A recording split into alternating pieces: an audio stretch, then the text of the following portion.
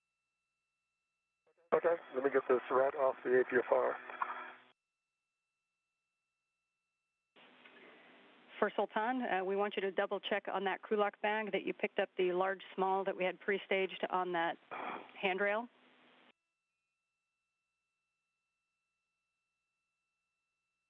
That's affirmative. It's hooked to the bag again. Copy, and then we want you to verify that the hammer and the pry bar are in the crew lock bag.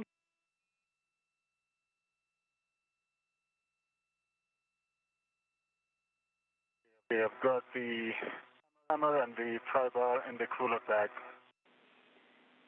And you can confirm from my view as well. Okay, copy. And then the other last two things we want to check is the wire tie caddy and then the two wire ties in series that you had put together to use that we didn't use.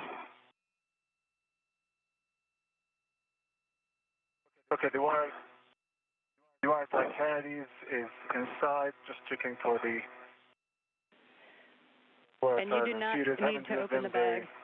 Last time I checked, they're in. They're in, I haven't used them under the wire caddy.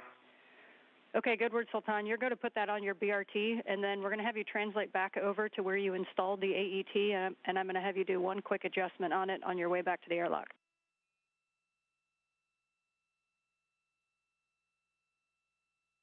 All right, copy and work. All right, and my gloves to give my half is dry. Copy, Steve. So you can translate off of the SETA cart, and as you do so, please depress the port SETA brake pedals twice as you go by, and then you can translate to the anchor hooks. The port SETA brakes, I go by. I will put that in work.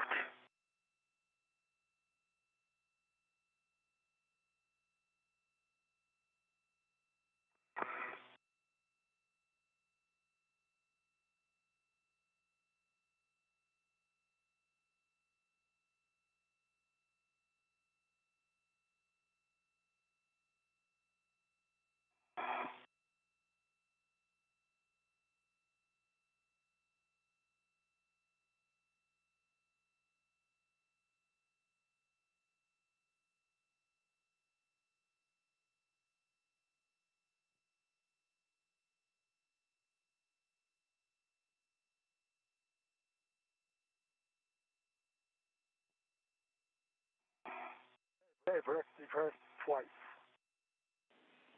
And we copy the brake pedals. Thank you.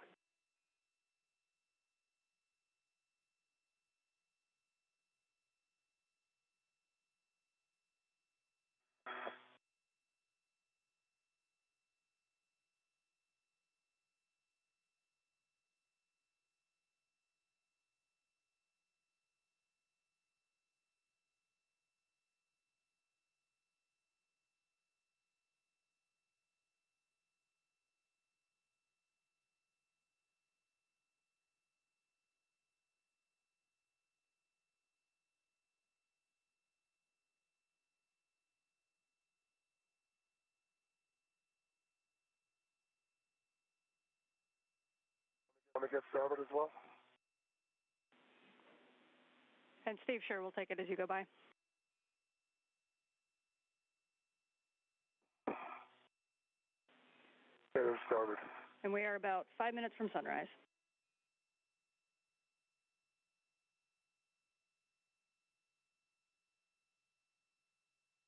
Okay.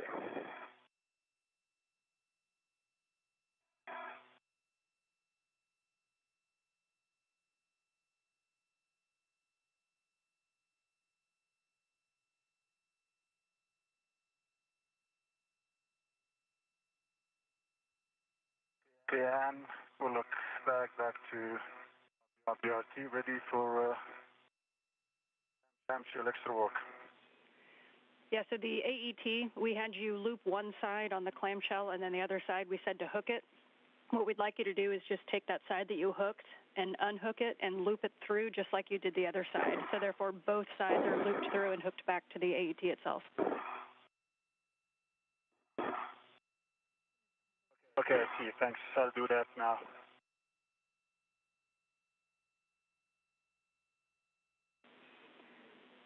And Steve, reminder, you're looking for mile marker 5760.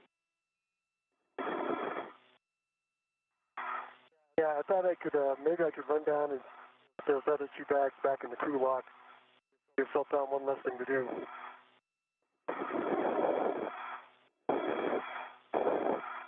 How does that sound for a plan? With that? Yeah, copy. We're good with that plan. Okay, yeah, head down there right now.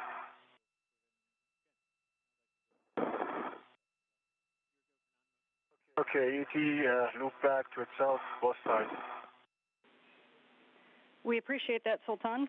And so now you can translate over to the airlock. Copy.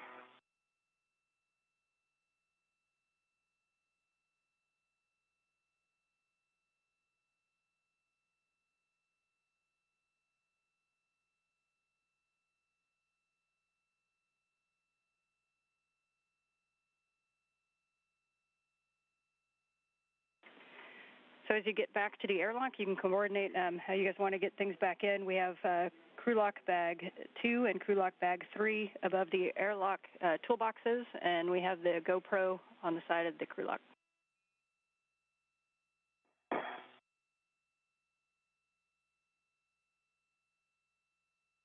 Copy that.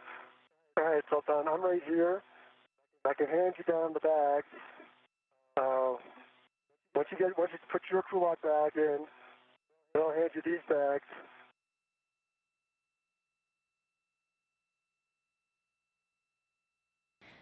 This is Mission Control Houston. We have a handover of our satellites that allow us to communicate with the International Space Station.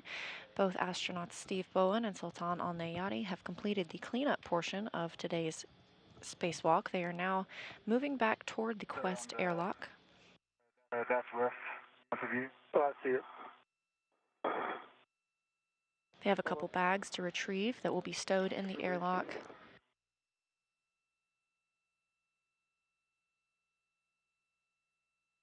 Afterward, both astronauts will close the hatch once they have ingressed.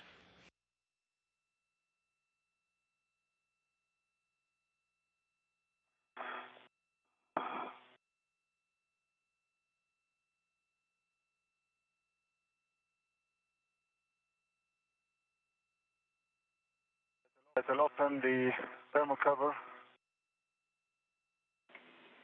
And we copy thermal cover open.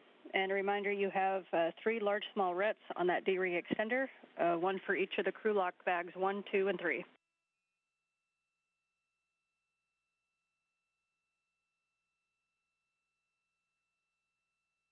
Copy, Ann. Thanks.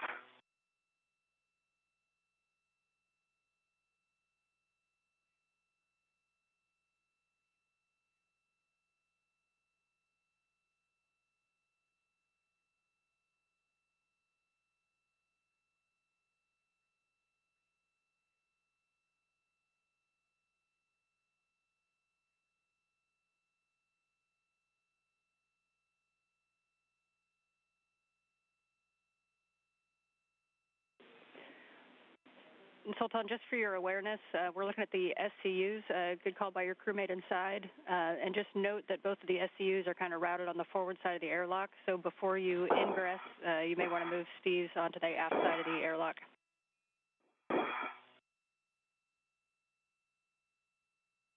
Right.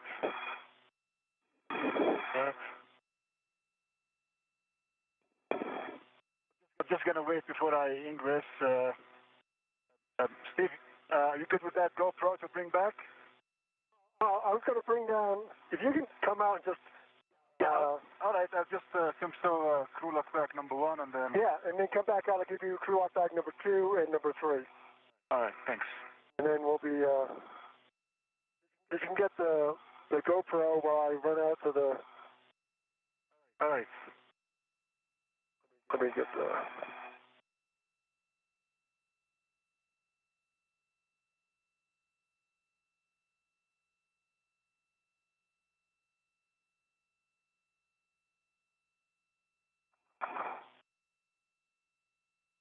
All right.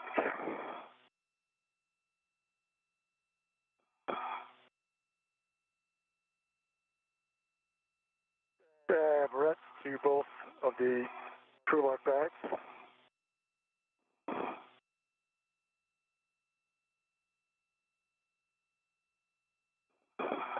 And then bring them down. And we copy?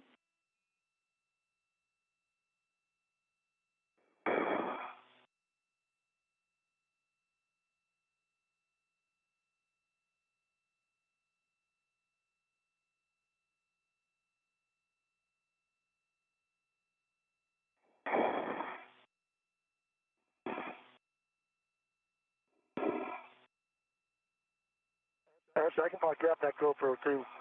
Take these right now. You're ready. Here's crew lock bag number 2. You want to ingress all the way? What's that? You want it to ingress? I want you to put this inside. Okay, I'll do that. Let me route your SCU first. Okay.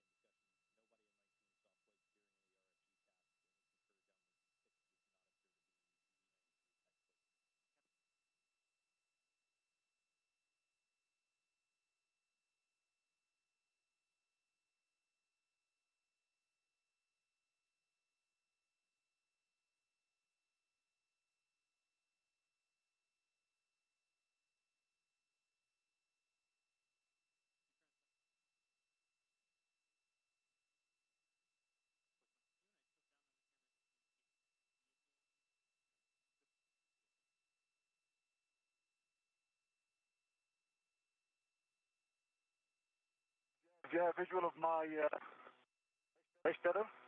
I do. Okay, so I'm going to hook to the internal gearing extender Okay. with my other waste tether, and large hook is get closed, lock, black on black. Small hook, get closed, lock, black on black. Okay, yeah, can you use the waste tether from your side? Okay. Waste tether, can you reduce it from your side?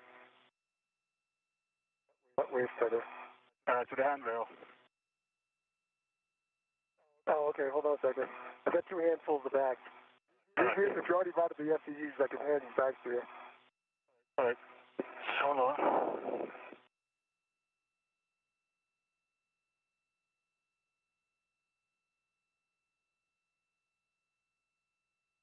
Actually, I'll release that waste tether. I can do that. Yeah, that'd be helpful, and I'll be ready once you're done. Okay, your waste tether is released. Okay, thanks. And I don't have any place to hook it. Just release it. Okay. Be secured inside.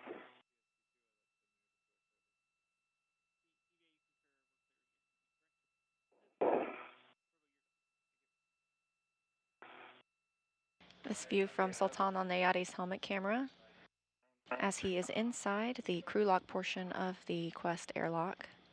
And Steve, can you confirm that's both 2 and Okay, 3 crew lock bags? I have 2 and 3 right next to me. Okay, copy. Both Thanks. redded and ready to head in. Okay, Steve, ready. All right, here's 2.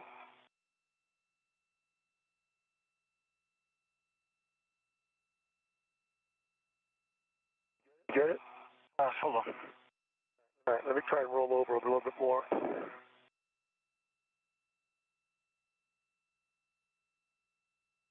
Okay, here's 2. This view outside the airlock as NASA astronaut Steve Bowen prepares to ingress. And I'm going to release yours. Okay. Good. Bye.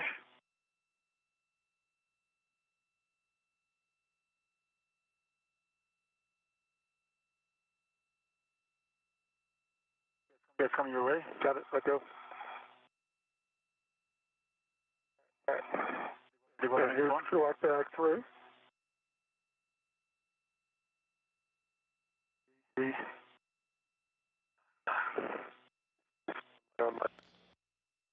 The International Space Station recently crossed into an orbital daytime, but in the distance you can see Earth's moon, the destination of NASA's Artemis program. They have a red switch. I'd like me release my ret back to you. We've got too many rets out here. Okay, you can do that. Okay, here comes that ret coming up to you. All right. All right, give me 1 second. I'll go get the GoPro, and then I'll head out, and we'll. And we concur. Yep. So crew locks bags 1, 2, and 3 are in the airlock. So once we have the GoPro in, then Steve, you can also you can go out to the anchor hooks. All right.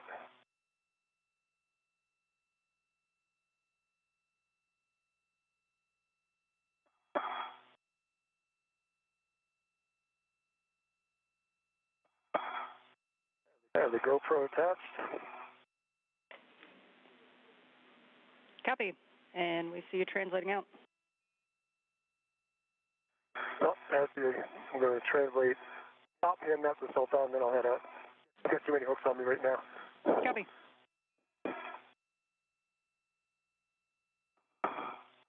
Okay, Sultan, if you're ready to receive this,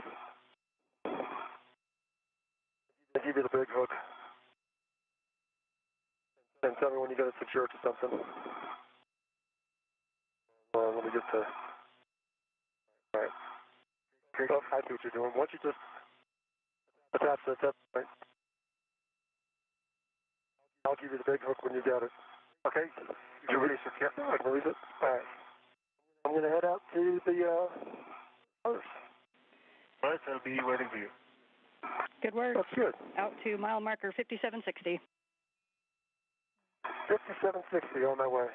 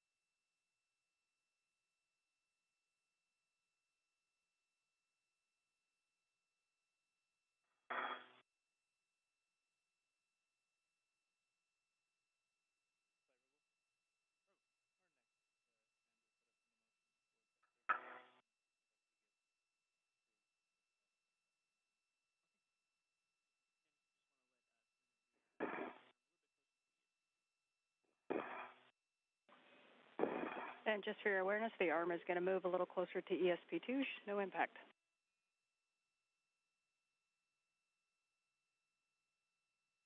You're doing copies. Thanks.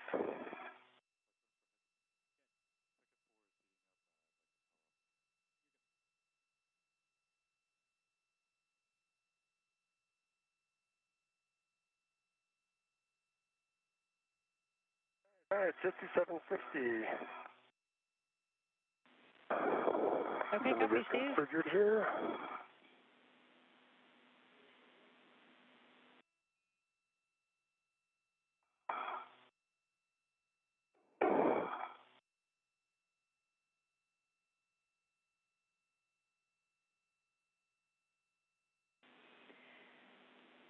All right, Steve, as you get set, your first step is going to be to ret to EV2's anchor hook. It's the one that's on 3217, the diagonal inboard handrail. 3217, ret to the anchor hook. All right. Release the tension in that a little bit.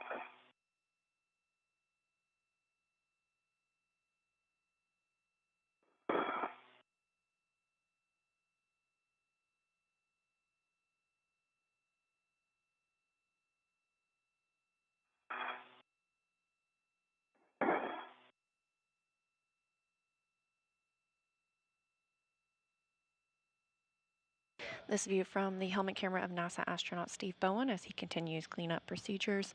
We are now 6 hours and 34 minutes into today's spacewalk.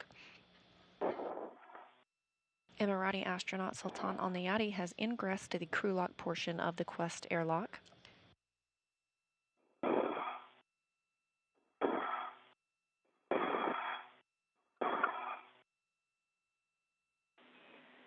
So Steve, you're going to ret to that one as you are. Then you're going to release it and hook it to your anchor hook, that anchor hook to your waist tether with gate closed, sliders locked. All right.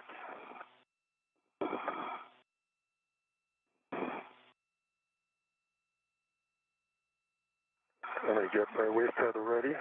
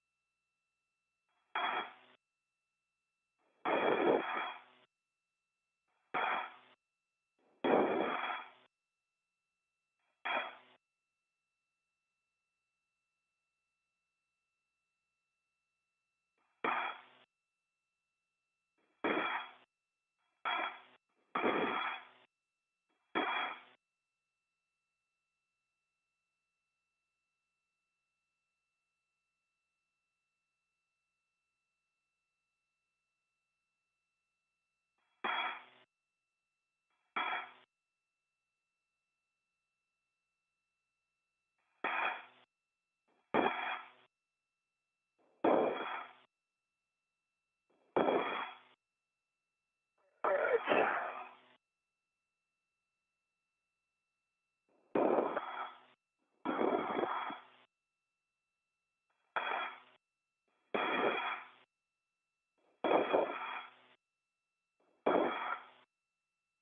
Got my right waist tether.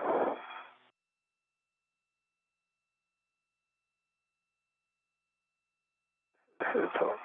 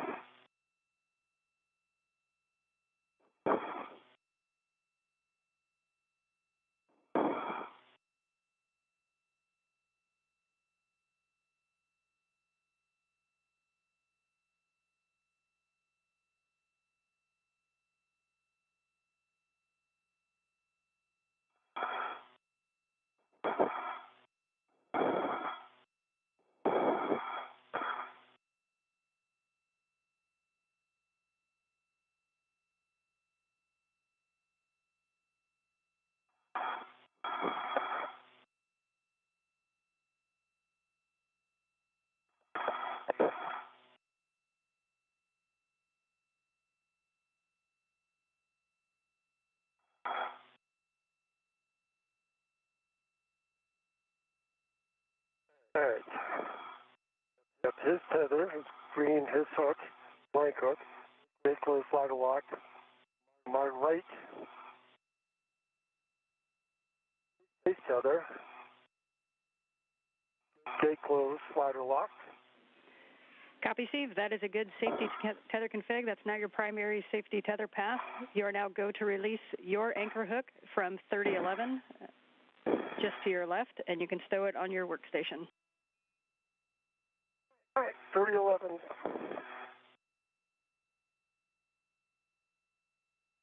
for your awareness, Steve, all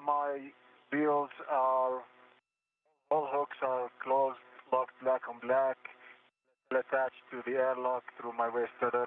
Both hooks are closed, locked black on black. You're good to go. All right, then head back. And we copy, Steve. And good word, Sultan.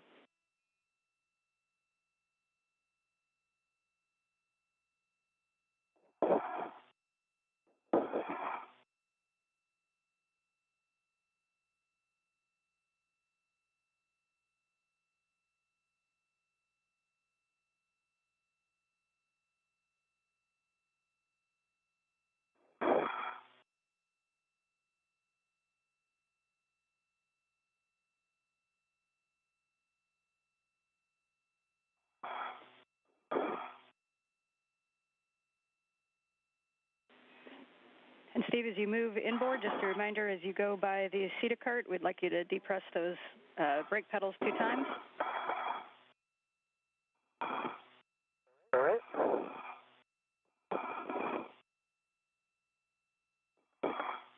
You can call an handbill that didn't know existed.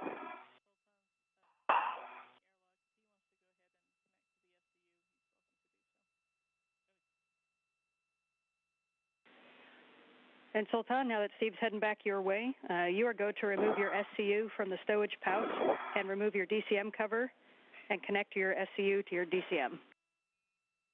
All right, copy. We'll put that in work.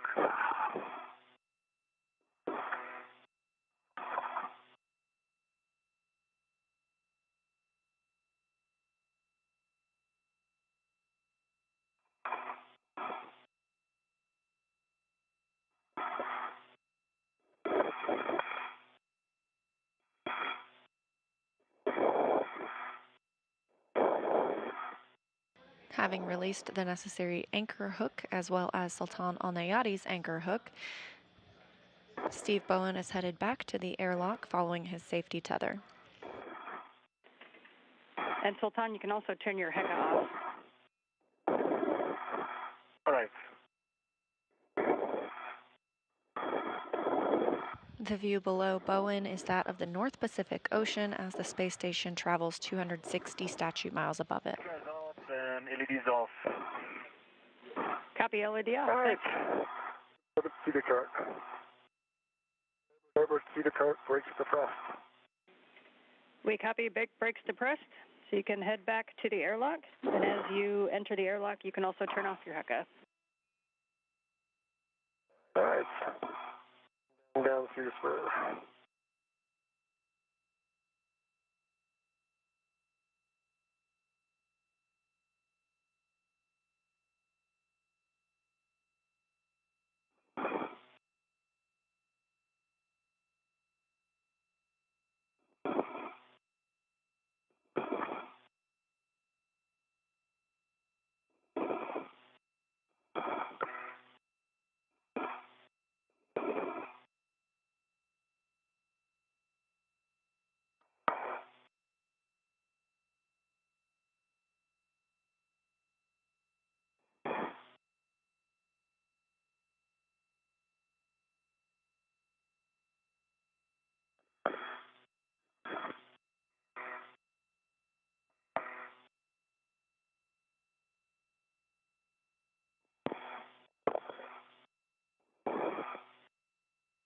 And if you could relay something to the rest of MTT, we'd like to take our queen to take on Foxtrot 6.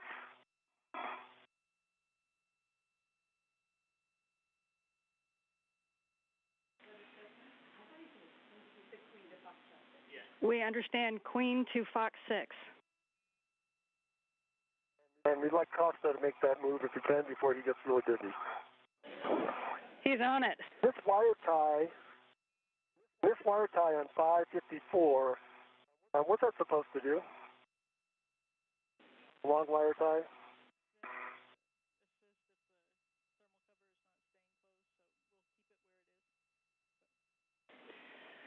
So, Steve, that's to assist if the thermal cover doesn't stay closed, so we can leave it where it is. If you think it might be in the way, you can set it low profile. Right.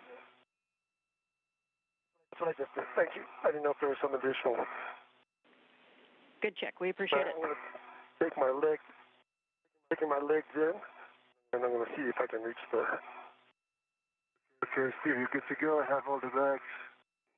Bend them forward and made up for you.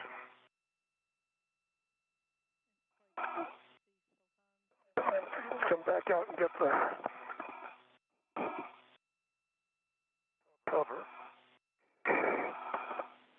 Good work. We'll have you ingress and close the thermal cover.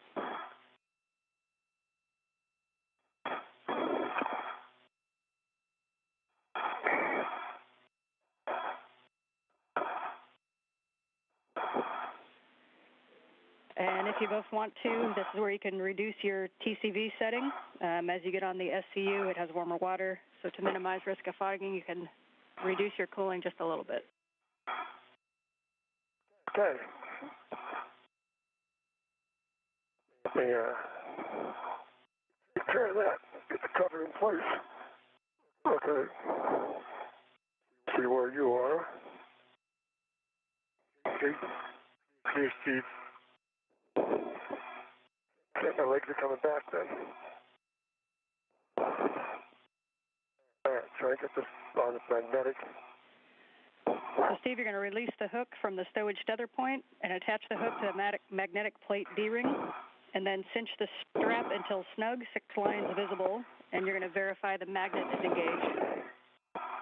All right, I'm working on the hook.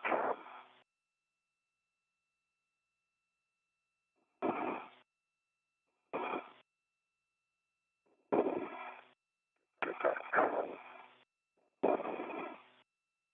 Another point.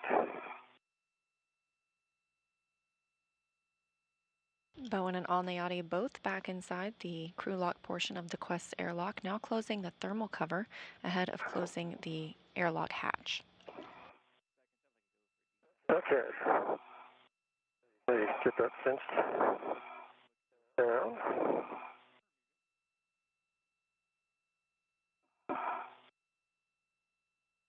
Cinched. And the magnet actually looks like it's attached. Excellent. Right there, let me adjust my cooling. And Steve, we can have you turn off your HECA, and then you're going to be removing the SCU from its stowage pouch, removing your DCM cover, and installing your SCU. All right, let me get the HECA off.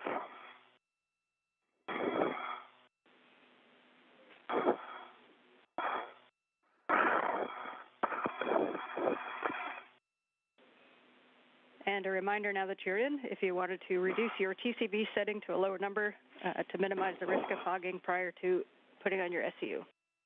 All right, let me fix that.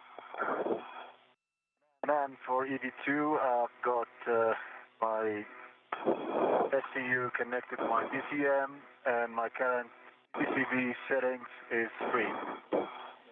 Copy. TCV settings for Sultan is 3, and copy your SCU is connected.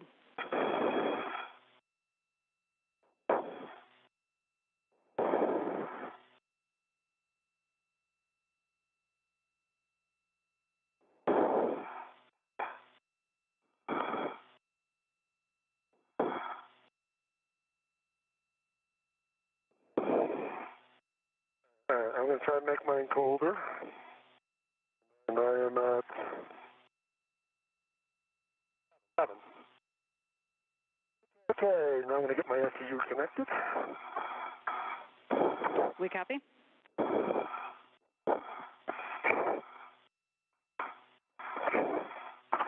Hold on, I'm going to need you to help me find my SCU, first of all. Okay, and I'm not sure what I'm bumping up against. All right, stand by. It's me, so I'll move forward. Thank you. And I'm trying to find the SCU pouch. Okay, let me find. I don't know where it went. Okay, your SCU is here. What does that mean? Okay. My SCU is here. I'm gonna give it to you now. Okay. There you go. Which way? Just put your hand in front of your mini workstation. Huh? In front of your mini workstation. Yeah, but which end is the... Yeah, your left arm. Yeah. Your elbow. Yeah. There we go.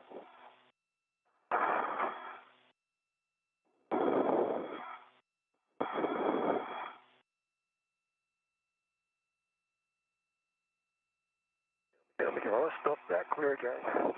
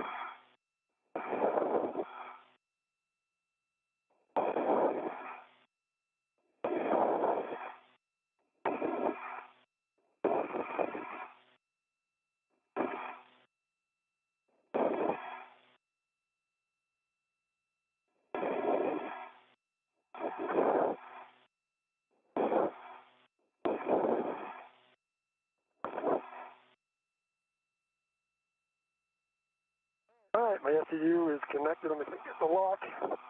Unlocked. All right. Get this out of the...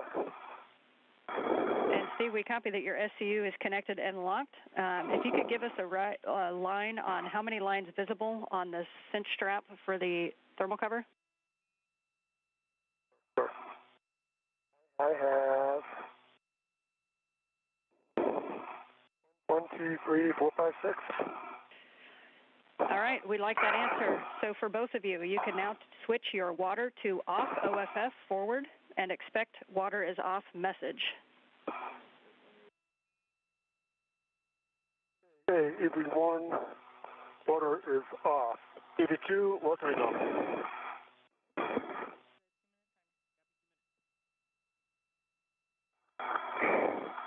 Okay, we copy Steve and Sultan. You both have your water OFF, and we'll hold here for 2 minutes. I want to take a moment to congratulate you on the successful spacewalk. We're nearing 25 years of spacewalks on the ISS in support of assembly, maintenance, and upgrades. Steve, congratulations on your 8th EVA and your first in 12 years. Sultan, you've now entered an exclusive club of humans who have stepped out into the void of space, and in doing so, you've marked a milestone for the United Arab Emirates. This is a historic moment for the expanding face of global cooperation. Congratulations to you both. Thank you, Ann, and I know things didn't go exactly as we had hoped, but we were trying something that we had never really intended to do, and sometimes that doesn't work, but it was a tremendous opportunity, and I really want to thank the Robo community for getting that SAS located where it was. I would have headed to try and carry that with us, but everybody, the whole team did a fantastic job. I really appreciate all the work that went into it, and it's been a great honor to be a participant in Sultan's very first spacewalk, and I'm sure he has a few words to say as well. Thank you, Steve, and thank you. It's a great moment for the UAE. I would like to thank my leadership, the leadership of the UAE, and the USA, specifically MBRC, and NASA for believing in us and for giving us this opportunity. This might be the first in the Arab world, but definitely won't be the last. We have astronauts under training now to undergo future missions to the ISS, to the lunar service, and to Mars. So I would like to thank everybody who helped preparing us for this moment. First of all, allow me to say a few words in Arabic. أحب أشكر والدتي ووالدي على هذه الثقة الغالية اللي أعطوني إياها. دعواتكم الصادقة. أريد أشكر عائلتي، شكرا القيادة الرشيدة في الإمارات وفي الولايات المتحدة الأمريكية بالتحديد مركز محمد بن راشد للفضاء وناسا على ثقتهم. وتوصيلنا لهذا المكان، والحمد لله هذه مجرد بداية في مهمات فضائية إلى المحطة وإلى القمر وإلى المريخ بإذن الله. وشكرا جميعا. Thank you so much, Anne. Thank you, Steve and Sultan, for those words. And that takes our 2 minutes. So at this time, Steve, you can verify the outer hatch is clear of hardware and verify the handle position per the hatch decal, and then close and lock the hatch. All right. Outer hatch is clear. And the handle's where it's supposed to be per the decal.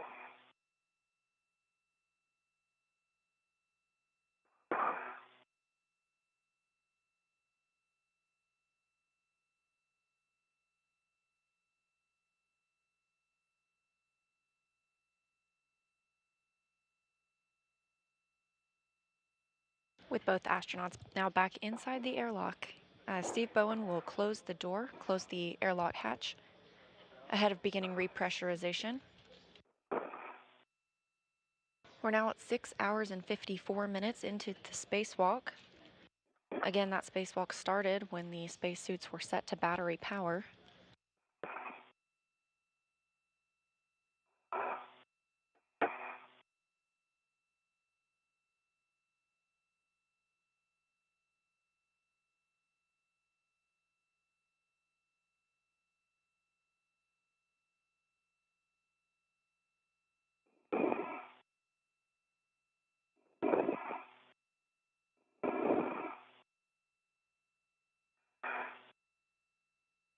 This view.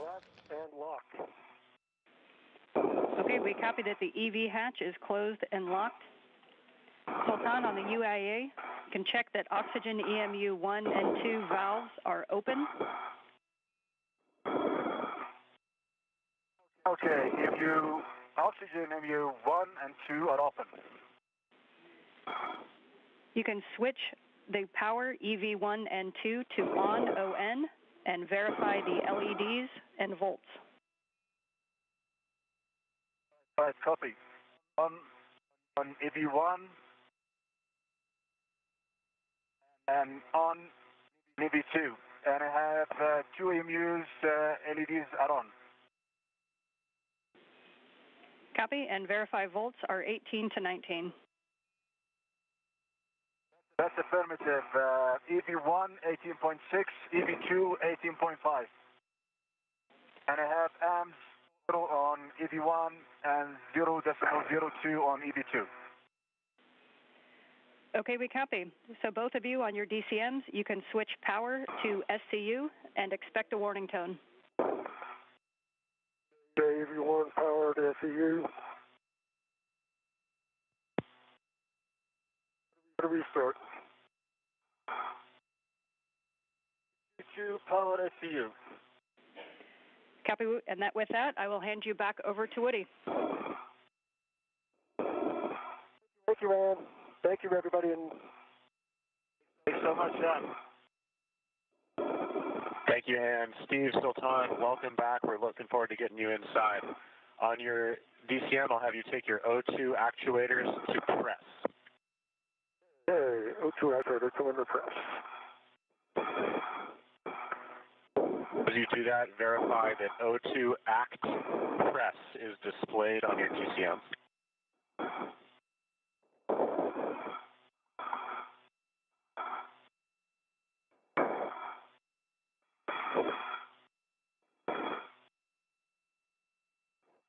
Ground IV Ann McLean has handed duties back over to Suit IV Woody Hoberg. This view of the equipment lock portion. Okay, O2 actuator press on EV2. All right, give me a minute.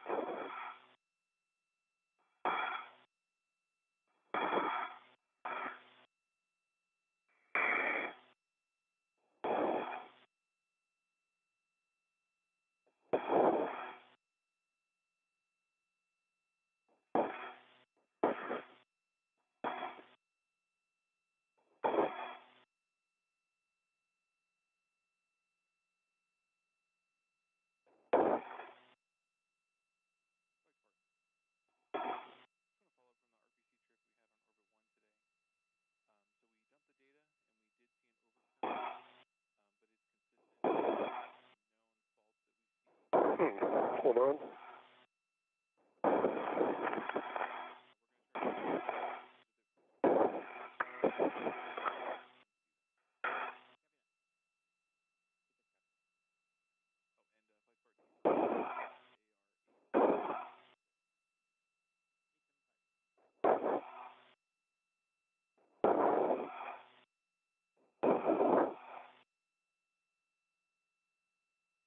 Oh my goodness.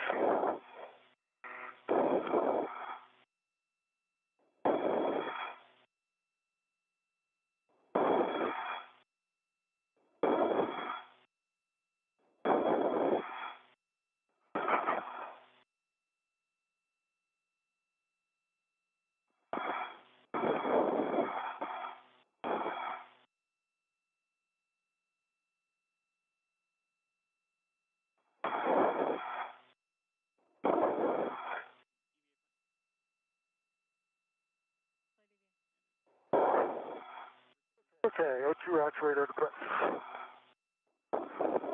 Okay, Steve, copy. And for both of you, just confirm you saw that O2 act press displayed on your DCM. Hold on, I have stat O2 act press. To get it over.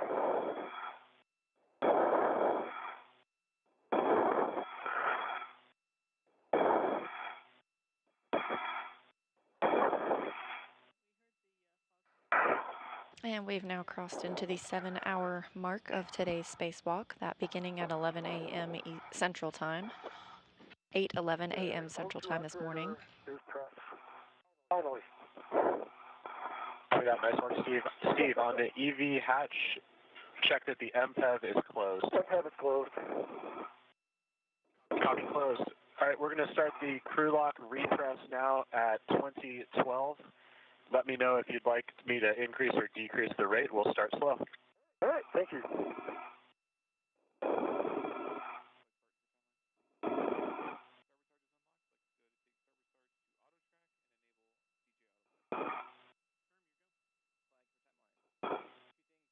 Repressurization of the crew lock portion of the Quest airlock has begun. And for awareness, when we get the pressure up to 4.0 PSI, you can expect an alert tone. Copy. Two copy.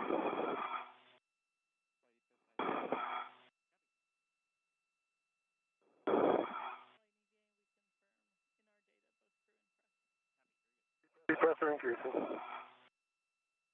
Say again? Pressure's increasing. Copy.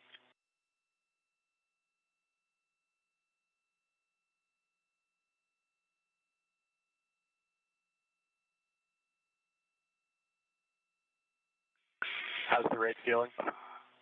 Feels good here. What they do too. Good.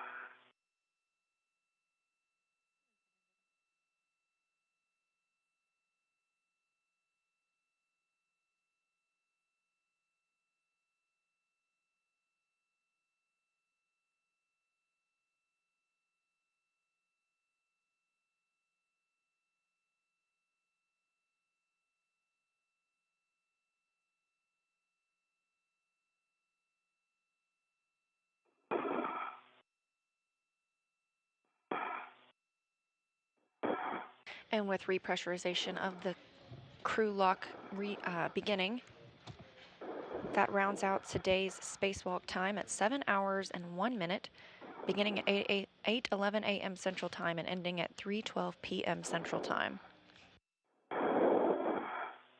Pressure in the crew lock is now 1.27 psi and climbing.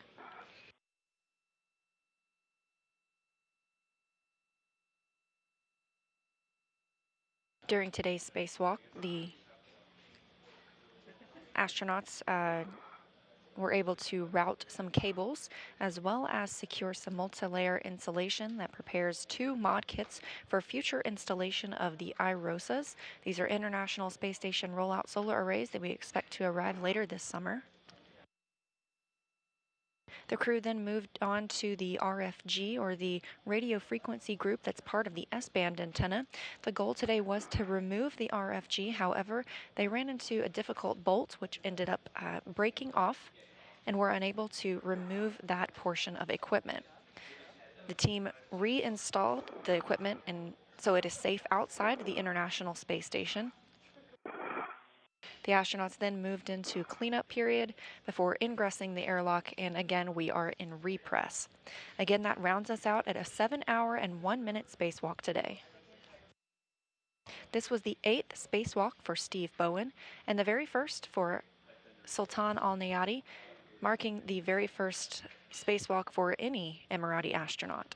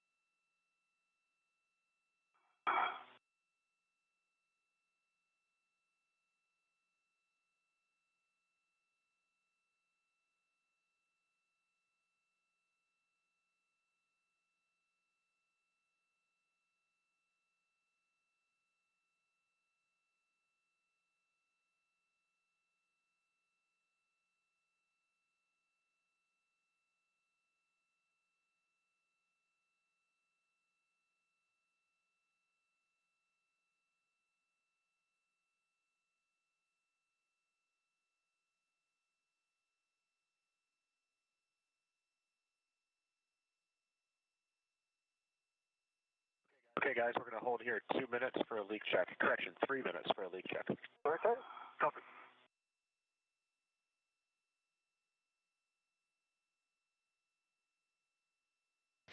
With the completion of today's spacewalk at 7 hours and 1 minute, we have a readout of our spacewalk stats so far. In total, this was the 261st spacewalk in support of space station assembly, maintenance, and upgrades. It was the 4th out of the space station this year, but the 2nd for Expedition 69. Today was the 8th spacewalk for Steve Bowen, totaling 54 hours and 19 minutes, and obviously the very first for Al Nayati with 7 hours and 1 minute. That was today's spacewalk total time, but in total, with those 261 spacewalks, that is equal to 69 days, 3 hours, and 24 minutes of spacewalking time.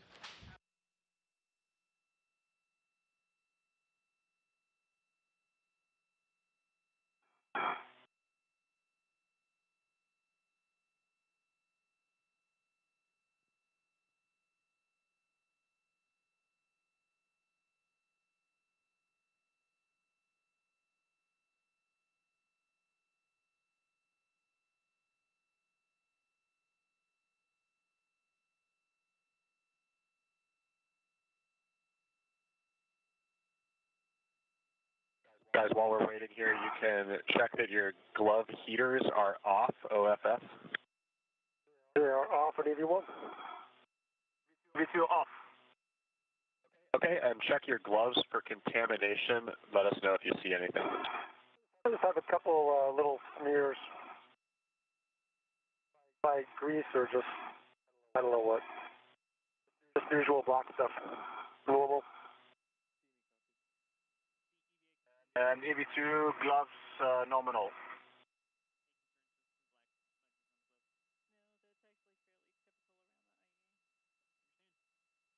Okay, we copy a couple black smudges on Steve's gloves and nominal gloves on EV2.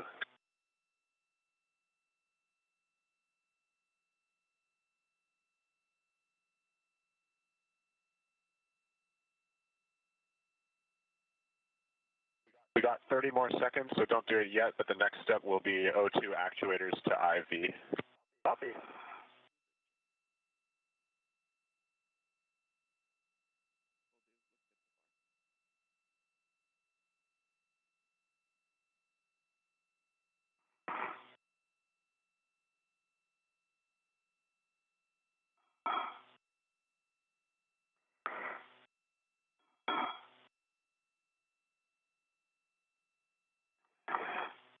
All right, Stephen Sultan, that leak check passed with flying colors. You can take your O2 actuator to IV. All right, copy. All right, EV1. Almost IV currently.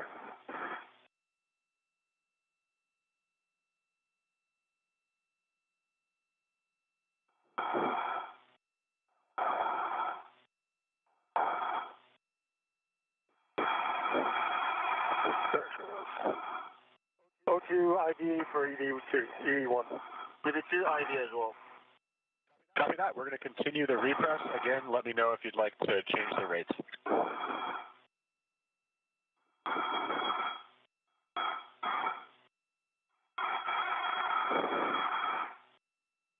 Repressurization of the crew lock continues. Now at 5.1 pounds per square inch. They'll bring that up to about 14.7 psi, which will equal out with the rest of the International Space Station, also similar to what we are used to experiencing on Earth.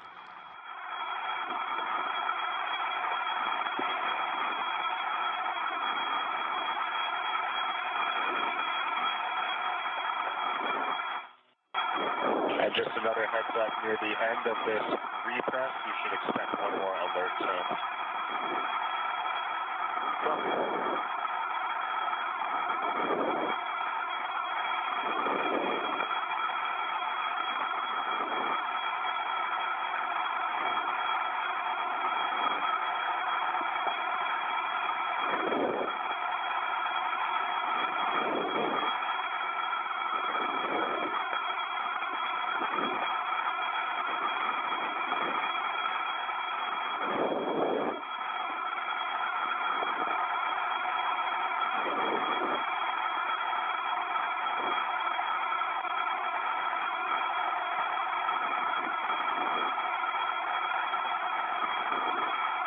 Elsewhere aboard the International Space Station, Sergei Prokopyev, Dmitry Petelin, and Andrei Fedyaev, 3 Roscosmos cosmonauts, are in the pre-sleep portion of their evening.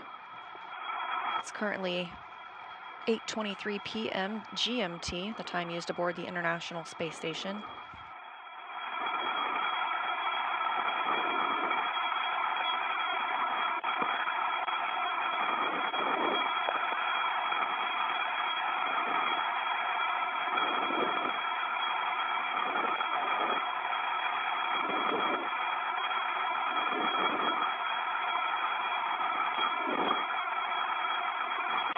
And the pressure in the crew lock is now 8 psi.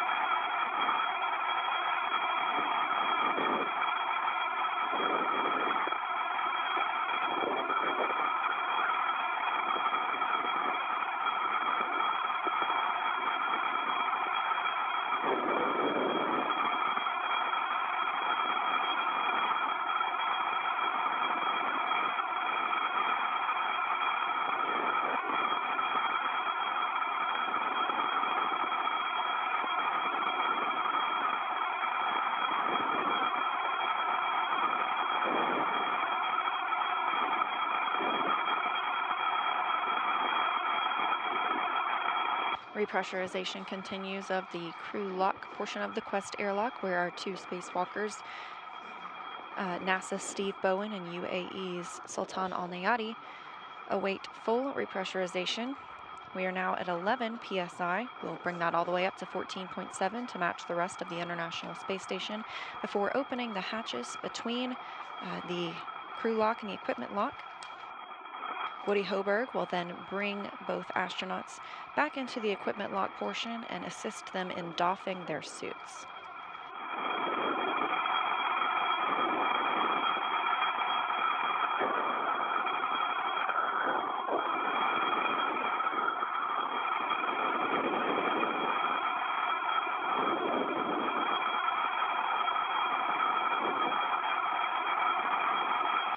Aside from some debriefs, later this weekend, the crew will enjoy some time of rest and relaxation, Saturday and Sunday, ahead of getting back into their scheduled work week on Monday.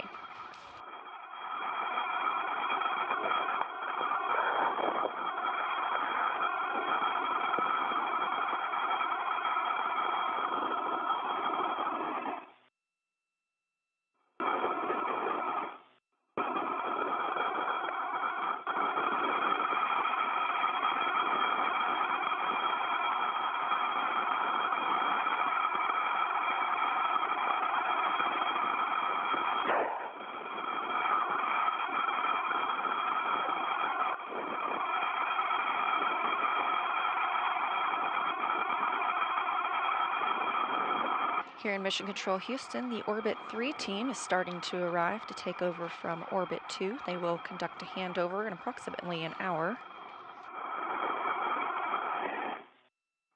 The Orbit 3 team will remain on console for the rest of the day.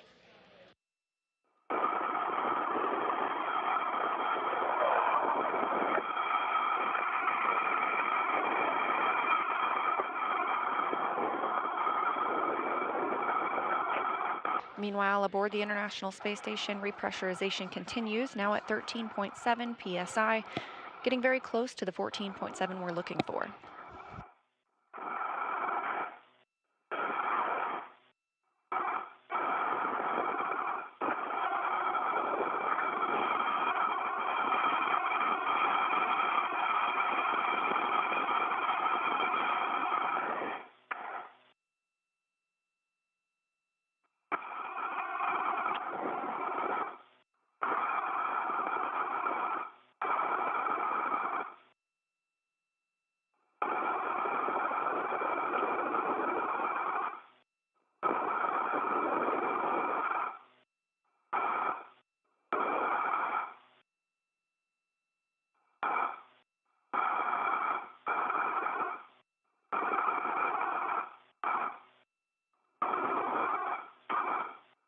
All right, guys, we're going to open up the hatch now.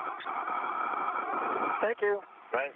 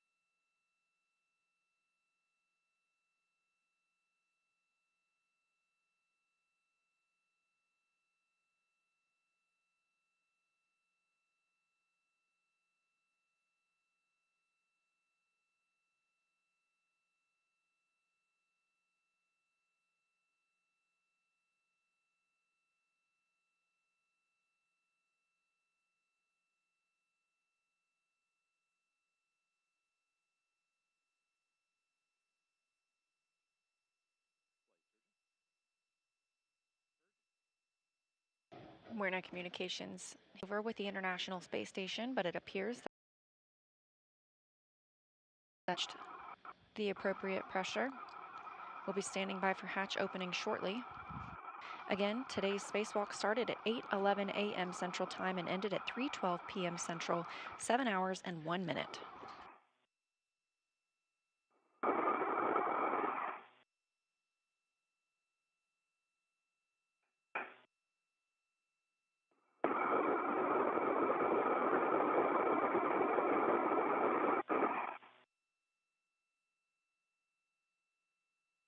And obviously those hatches have been opened. The crew has been moved into the equipment lock portion of the Quest airlock. Woody Hoberg at the bottom left of your screen and Frank Rubio on the top right are assisting Steve Bowen in removing the SAFER, the simplified aid for EVA rescue. Today was Bowen's 8th spacewalk, and he now has a total of 54 hours and 19 minutes outside the hatch.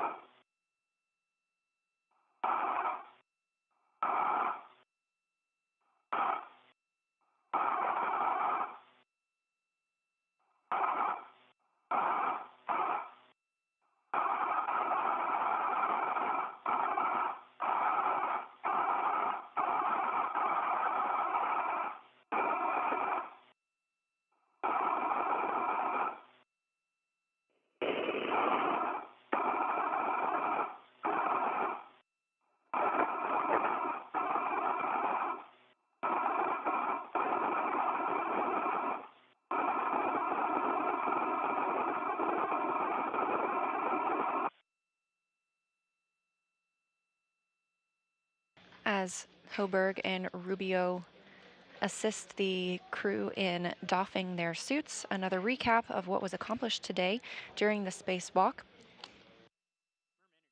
The crew started out by relocating 2 articulating portable foot restraints for future use. They then moved out to the S6 truss, where they worked on the 1B mod kit. They routed some cables for the International Space Station Rollout Solar Arrays, or IROSAs, that'll be installed later this summer after arriving on SpaceX's 28th resupply mission to the International Space Station. They also secured some multi-layer insulation around that mod kit. They then moved over to the 1A mod kit and secured multi-layer insulation there as well.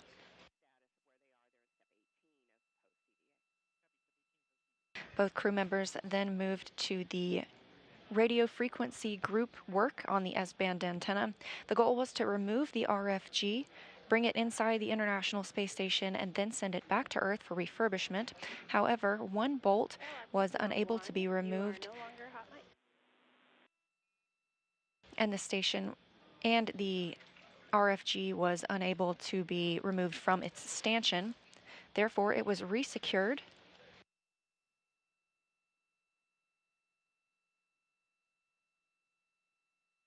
The crew members then cleaned up their work sites before ingressing again a 7-hour and 1 minute spacewalk.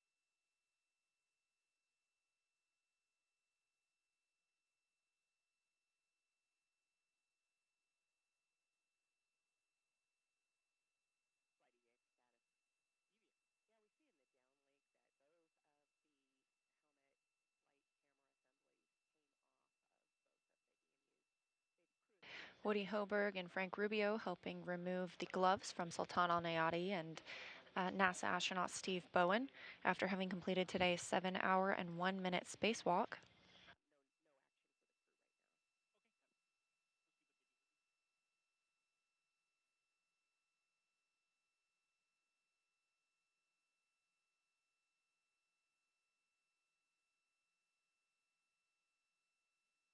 Again, the 8th spacewalk for Bowen and a new history-making day for Sultan Al Nayati. He's the first astronaut from the United Arab Emirates to conduct a spacewalk.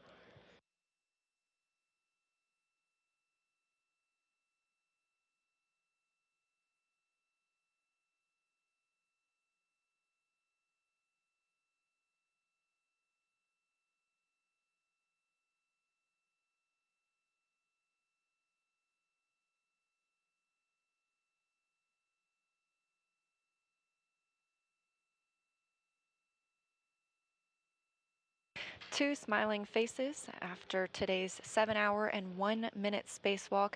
Sultan Al Nayati of the United Arab Emirates on the left and Steve Bowen of NASA on the right. That will wrap up our coverage for today. You can check out nasa.gov/live for all of our upcoming events. But for now, with the completion of our spacewalk, that'll wrap it up. This is Mission Control Houston.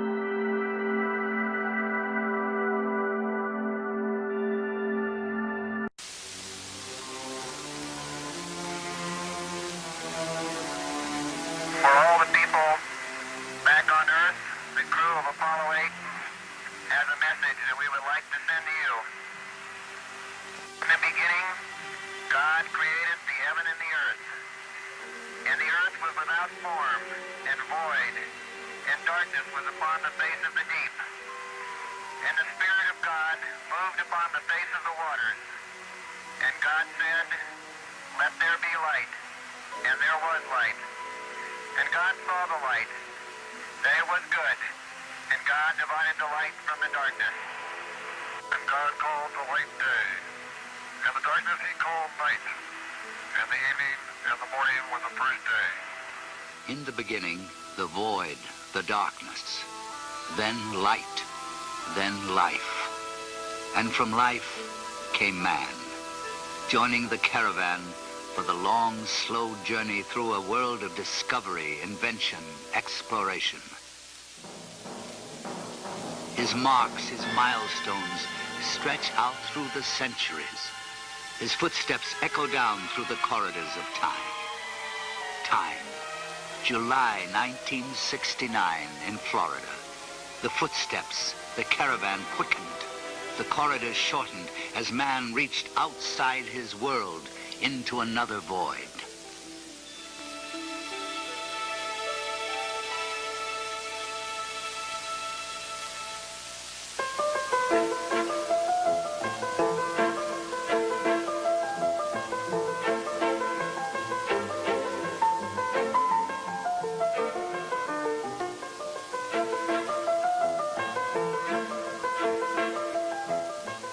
Today in Florida, they go about their lives, taking only a sideways glance at the reminders of that milestone.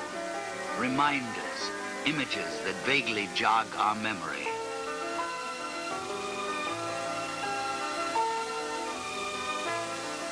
This is Apollo Saturn Launch Control is aiming toward a planned liftoff time of 32 minutes past the hour, the start of our launch window on this mission to land men on the moon. The countdown still proceeding very satisfactorily at this time. Time, it plays tricks on us. It smudges and blurs the sharp edges of reality. But we turn the trick and summon up our own reality, images, sounds, to help us remember. The batteries all look good. The next time we go internal will be at the 50-second mark with those batteries, and they will remain, of course, on internal power during the flight. The lunar module, which has been rather inactive during these latter phases of the count, also is going on internal power at this time on the 2 batteries in the ascent stage and the 4 batteries at the descent stage. They came 1 million of them to this place, drawn by the magnet of history in the making. The astronauts, the prime crew, were awakened at 4:15 a.m. Eastern Daylight and proceeded to have a physical examination in which they were declared flight ready. They sat down for the normal astronaut fare on launch day. As far as breakfast is concerned, orange juice, steak, scrambled eggs, toast, and coffee. The target for the Apollo 11 astronauts, the moon, at liftoff will be at a distance of 218,096 miles away. The astronauts departed from their crew quarters after checking out their suits. They departed from the crew quarters at 6:27 a.m. and some 27 minutes later, 8 miles away from the crew quarters at the Kennedy Space Center, atop the launch pad at Complex 39, 6:54 a.m., the commander, astronaut Neil Armstrong, was the first to board the spacecraft. He was followed about 5 minutes later by Mike Collins, and finally Buzz Aldrin, the man who's sitting in the middle seat during liftoff, was the 3rd astronaut to come aboard. The weather is certainly go. It's a beautiful morning for a launch to the moon. We expect a temperature of about 85 degrees in the Kennedy Space Center area. We're still go on Apollo 11 at this time. T-minus 25 seconds. 20 seconds and counting. T-minus 15 seconds. Guidance is internal. 12, 11, 10, 9. Ignition sequence starts. 6, 5, 4, 3, 2, 1, 0. All engine running. Liftoff. We have a liftoff. 32 minutes past the hour. Liftoff on Apollo 11. Tower cleared.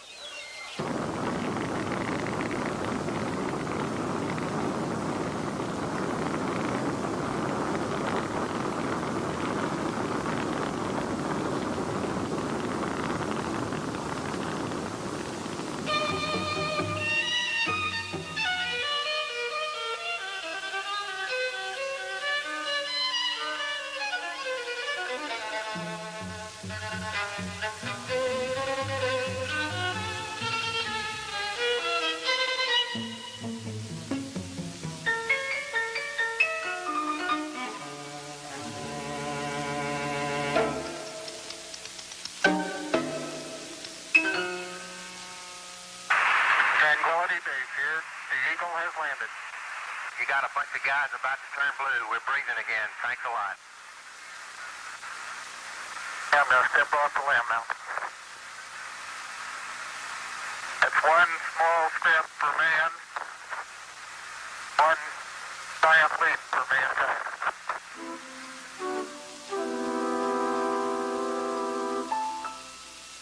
Apollo 11, Armstrong, Aldrin, and Collins. They and millions of others reached out and, in their own way, touched another planet.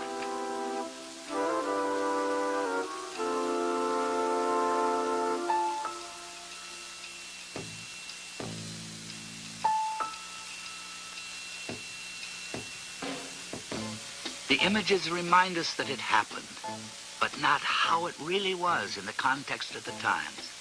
George Lowe, one of the architects of the Apollo program, does remember. If you think back at the period of the 60s, they weren't very happy years in general. We had, well, the ever-deepening involvement in Vietnam. We had riots on the campuses, riots in Watson elsewhere, 3 terrible assassinations. A great deal of strife and turmoil in the country.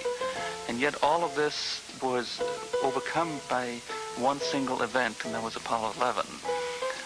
The decade ended with it. It was a fantastic adventure that I believe helped overcome all of the bad things of the decade. It represented Americans to ourselves and particularly to the rest of the world as we like to see ourselves and as we hope the rest of the world likes to see us.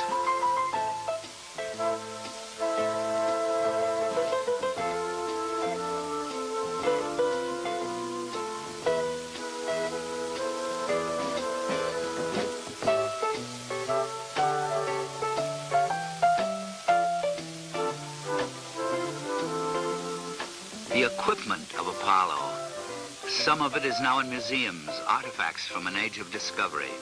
These strange-looking objects, they're there as reminders that after all, it did happen, and it happened the way we remember.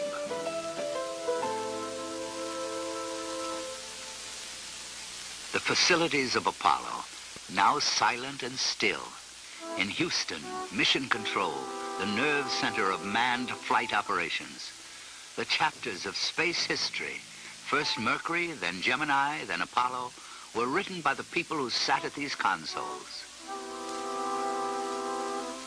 And these chapters of history came at us with breakneck speed. Christmas Eve, 1968, in the beginning, Apollo 8, the footsteps were quickening. A few months later, Apollo 9. The long years of preparation were contracting into days, hours, minutes.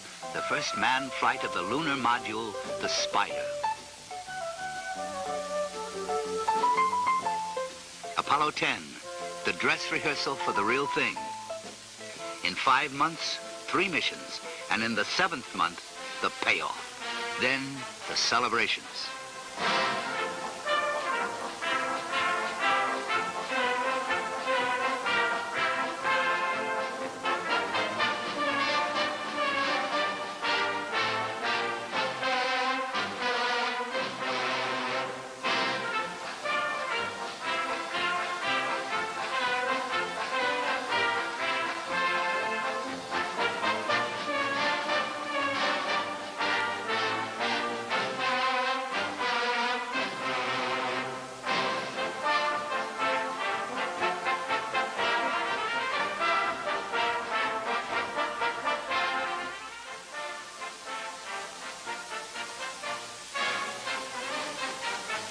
The images and the sounds fade in our memories, but some things we can't forget.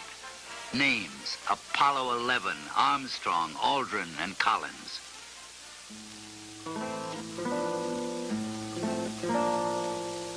Other names: Grissom, White, and Chaffee. They remind us that it wasn't all success and celebration. There was failure and tragedy.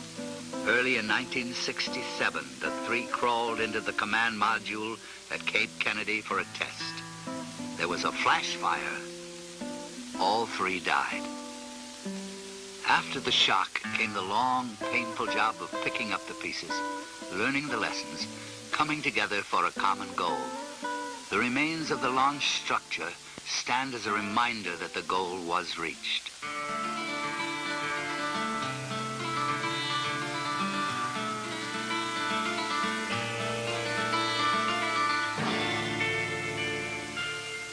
These strange shapes, what do they mean? These towers of steel, what are they? Monuments or leftovers from some earlier age of discovery? In the long history of man, in the slow journey of the caravan, what point do these mark? Historian Arthur Schlesinger, I have no doubt at all that if posterity remembers the 20th century for anything, historians 500 years from now looking at the 20th century, it will be because it will be the century when man first began to break his terrestrial bonds and began the exploration of space. So that's it?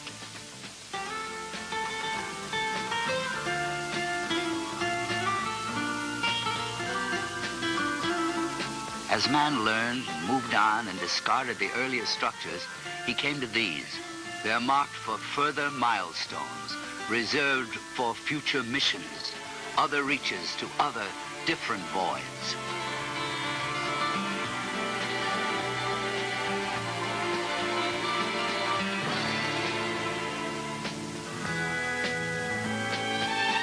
Historians 5 centuries from now will mark this century, this place, and they will further note that from the void, life, man, it took eons to reach this point.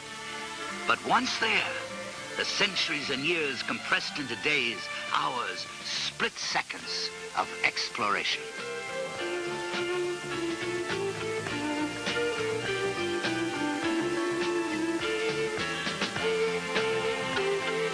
The wheel, the engine, the airplane, they came slowly at first, then with increasing velocity.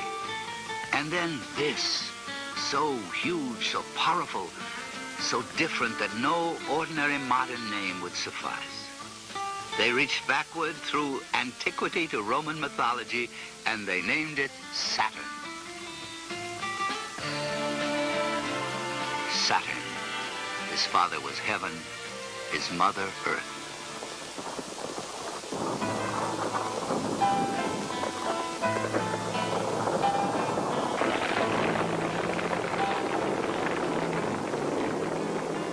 Complex organization, the mammoth machines, the incredibly detailed technical knowledge, the dedication.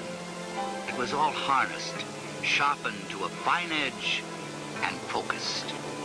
The program developed and matured. Apollo 17 was launched at night, and even the old hands, the hardened veterans of the space program, couldn't help but feel the awe, wonder, and excitement. In the excitement of the split second of exploration, man doesn't stop to freeze the moment in history, to look at it and ask what it means. He simply lives it out. But in the Apollo program, on their way to the moon, they found a way to live out their strange moments in those strange spacecraft. It may be the peculiar nature of Americans to make history and to have fun in the making.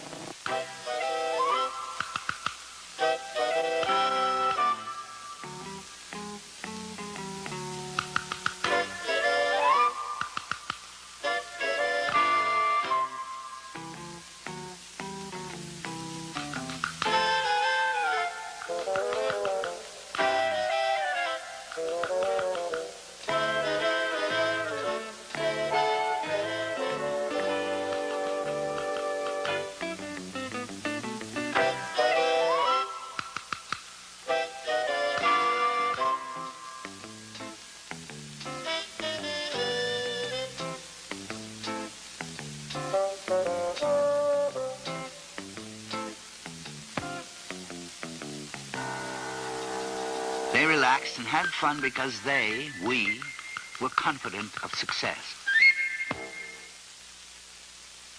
But the program teaches lessons.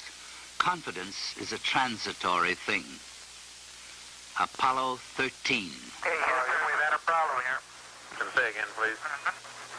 Houston, we've had a problem. Stand by, 13. We're looking at it. 3 days out, barreling toward the moon, an explosion. No one would see the problem for some time, but they went to work on it. The people of Apollo coalesced into a single dedicated unit, linked themselves with their technology, and cheated tragedy. A new chapter in space history was written in Mission Control. Eugene Kranz was the flight director when the problem developed. Throughout this entire next several days, there was one dominant thought in the minds of all of the flight controllers. We teach them that between God, country, and your own capability, that you can solve any problem that may occur in flight. Throughout the entire course of Apollo 13, there was never any doubt that we'd get the crew back. So there was a very positive approach, and with this kind of approach, you can solve just about any problem that comes up. Solve any problem, country, capability, old-fashioned words during a time when some said the old-fashioned virtues were forgotten. Well, they weren't forgotten. They were translated into action, into programs which took man soaring above the surface of the moon, away from Earth, but always looking back on it.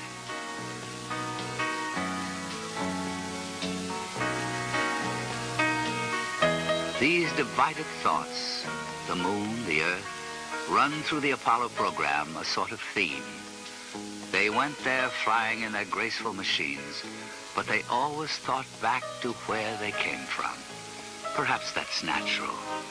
The moon is a strange place for men to be flying to.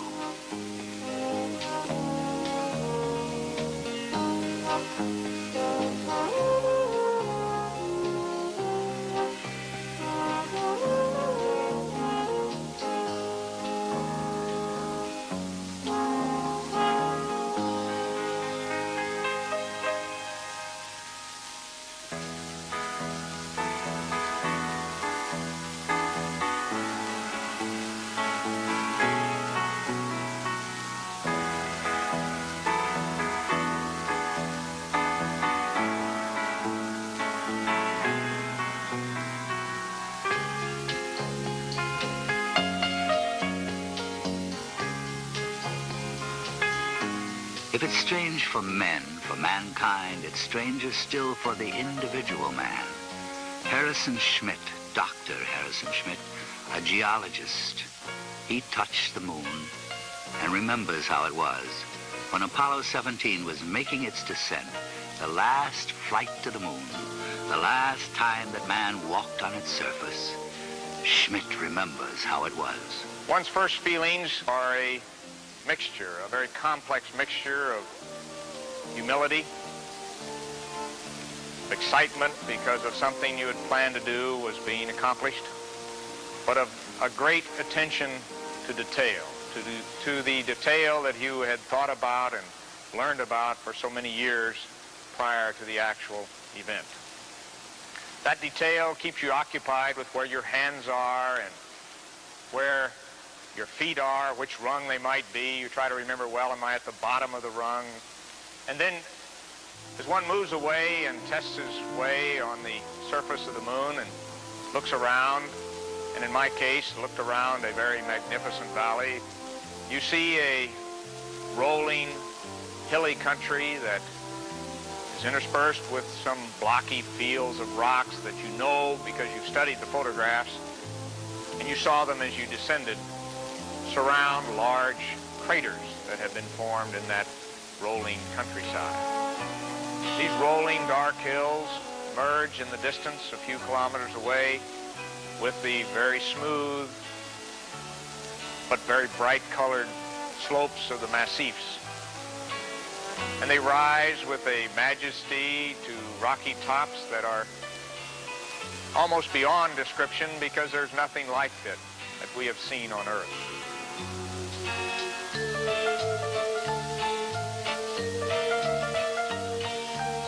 The Sea of Tranquility, Hadley Rill, Taurus Littoral.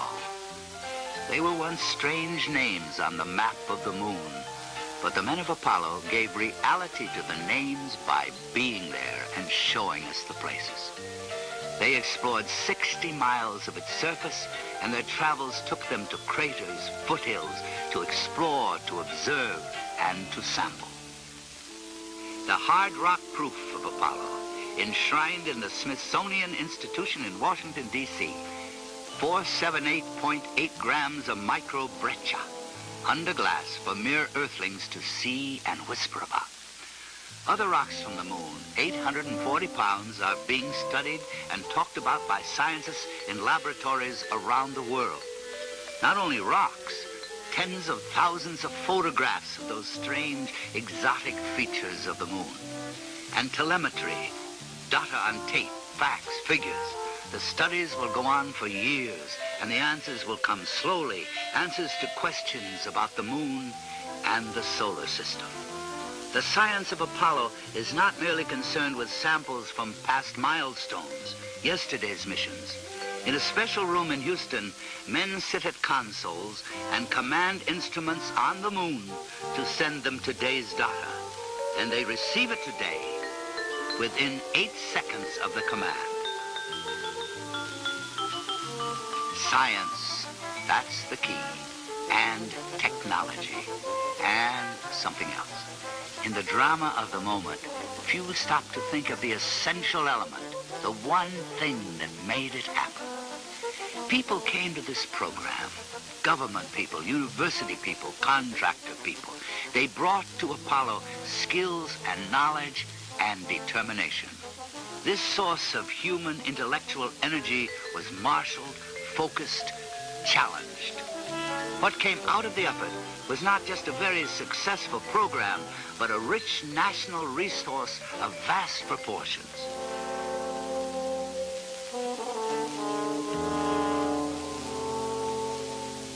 Crystals from the moon, the symbols of the science of Apollo.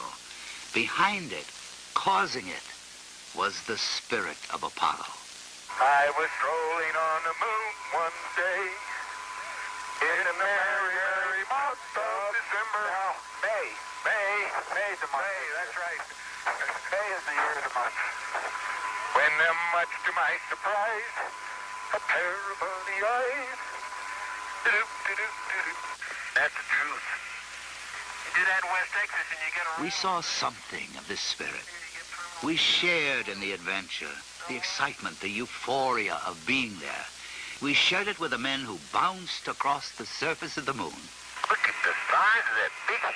It is a biggie, isn't it? And the surprise of discovery. We were there too, all of us, watching, vicarious explorers. For the big boulder. Okay, we're headed that way. You get the tongs, John? Yep. I'll carry the rake.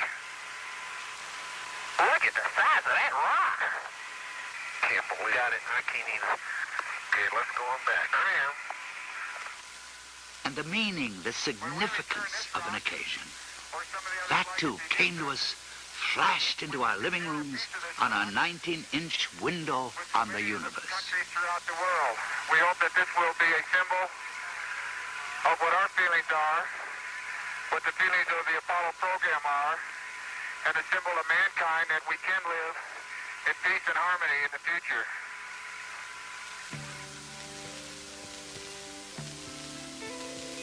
There was also pride. They put up the flag and then posed for pictures as any visitor to a foreign place might do. The flag of each mission stood there as a reminder that we had been there, but there was the realization that in truth, it belonged to all the people. There are no boundaries on the moon.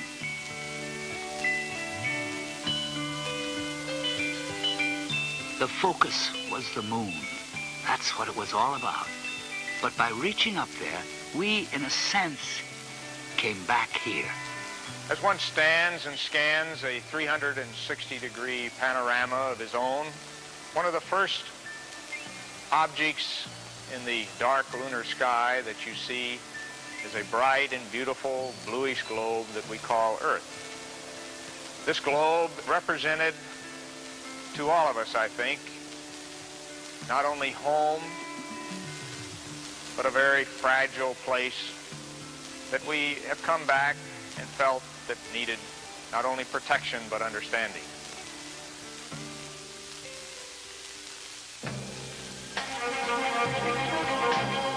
They first went there in 1969.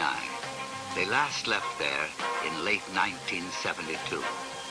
Between the beginning and the conclusion, they came to feel, to dimly perceive what it was all about, to come to a perspective on the meaning of it all. Poet Archibald MacLeish has said it better than most. To see the earth as it truly is, small and blue and beautiful, in that eternal silence where it floats, is to see ourselves as riders on the earth together, brothers who know now they are truly brothers.